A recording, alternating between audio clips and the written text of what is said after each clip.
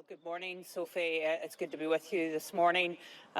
We had to review our regulations last week, and based on the advice that we had been given from our own Chief Medical Officer and Chief Scientific Officer, we were told that this reproductive number, the R0, was around 0.8, 0.9 for Northern Ireland. And given that that was the case, we decided that we needed to reintroduce the regulations again for another 3 weeks. We will be looking at some nuance changes throughout that time, and we'll await to hear what the Prime Minister has to say today. But I think in terms of the Northern Ireland public, it is important that we continue to protect them and make sure that this virus doesn't start transmitting again in the community in a way that would cause damage to the community. But then at the beginning of this week, we're also bringing out a roadmap that will deal with the economic recovery, society's recovery as well, and this whole issue of how we move to the new normal in a graduated way. It's interesting to hear you say that the R rate in Northern Ireland, 0.8, 0.9, it's clearly slightly higher than in other parts of the country. Do you think it matters if different nations or different areas move out of the lockdown in different ways? Well, I think we have certainly benefited from the simplicity and the clarity of the messaging moving forward, but SAGE and indeed our own Chief Medical Officer do indeed recognise that there are different rates of transmission across the United Kingdom. If you look at London, because it went into the infection rate a lot sooner than perhaps Northern Ireland, Scotland or Wales, it has fallen now to, we think, around 0.5, 0.6 of a transmission rate. So there are differences across the United Kingdom, regional differences. I think the Prime Minister recognises those regional differences, and as a result you may see slight differences across the United Kingdom. There's a difference, of course, between slight differences and more fundamental changes in how different places deal with this. Schools is one area where we could see quite different approaches, with reports saying English primary schools could start to reopen in June. In Northern Ireland, schools, of course, you said, will stay shut until September. Are you worried about the difference this could make to children's education? Well, of course, we're always concerned about the impact that this disease has had on children's education. Schools have largely been closed since the 17th of March. And that being the case, we want to make sure that we have that graduated step back into schools so that we can protect our young people. And indeed, the Education Minister will be looking at how he can also intervene with young people to make sure that they can catch up on what they have been missing at schools. When you say schools have been closed, of course, they have been opened for the children of key workers and for vulnerable children. I think that's very important because there are many of our key workers that need those schools to be open so those children can be looked after and they can go to work in our National Health Service and indeed our other areas where they're needed. Yeah, I accept that. An important clarification to make there. When I was talking to Robert Jenrick a little earlier, he was talking about this new system they hope to have in place, a 1 to 5 alert system, where effectively the higher up the scale you are, the more vulnerable the area is to COVID-19, and saying that the lockdown could be reapplied in different areas. Do you think that degree of regional variation is workable? Well, I do, because I think it is important that we listen to our Chief Medical Officer and Chief Scientific Officer. We listen to the modelling. Of course, we have benefited greatly from being part of the United Kingdom through a lot of our economic packages from, of course, our National Health Service.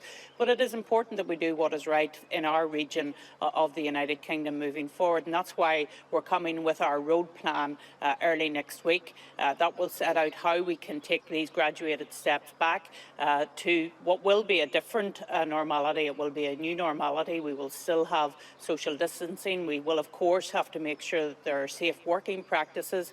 And in that regard, our Economy Minister is working with the Department of Business to make sure that we have all of the same messaging in around safe working for people going back to work. It is important that we give hope to people, Sophie. I want to say it very clearly, but it's also important as First Minister that I protect people. And that's why we're listening very carefully to what our Chief Medical Officer and Scientific Officer are telling us. How have you found the communication with Number 10? Talking to Mark Drakeford earlier, he said he didn't know what the Prime Minister was going to be saying later on today. I wonder if you know and if you feel that you've been, I guess, part of the decision-making process. Well, we did have a good conversation, the devolved administrations, with the Prime Minister on Thursday. On Friday, we spoke to the Chancellor of the Duchy of Lancaster, Michael Gove, and again today, before the Prime Minister speaks to the country, we will be part of COBRA, which will take place early this afternoon. I think as well it's fair to say that not just the Prime Minister, but all of the government ministers have been integrated very much with our own ministers, because of course we have had a number of economic packages. But if I look at the haulage package that was put in place for Northern Ireland, I think it's so important that we continue that positive conversation with the government in the United Kingdom as a whole, but as well as that we make our own decisions based on the medical advice that we have in Northern Ireland. Talking about the medical advice in Northern Ireland, I just want to touch on the situation on care homes in Northern Ireland and coronavirus in particular. I was pretty shocked to read that over 60% of COVID-19 related deaths in Northern Ireland from April 25th to May the 1st happened in care homes. Figures reported on the Nolan Show on the BBC Radio Ulster showed that in one nursing home, 36 out of 38 residents tested positive. How worried are you about what is happening in care homes in Northern Ireland, and have those people been abandoned? Well, there are two parts to this story. Of course, I think if you do a comparison with the deaths in hospital, one of the reasons is a good reason. It's actually because the number of deaths in hospital are falling. I think that's a very positive element to it. But of course, we are very concerned about what's happening in our care homes, and our Health Minister is very much taking an interventionist approach to that. A lot of these care homes are private, but we have intervened to give support from the health and social care teams here in Northern Ireland. We've also put some dental graduates in who have just come out of college to try and help with that. Our regulatory authority are going in and trying to give advice as to what's the best way forward. We are trying to intervene as much as we possibly can, and I've said often, Sophie, during our press conferences, that these are our most precious and vulnerable residents in Northern Ireland, and we need to make sure that we're doing everything that we can. And when we look back, we know that we are doing everything that we can to protect them.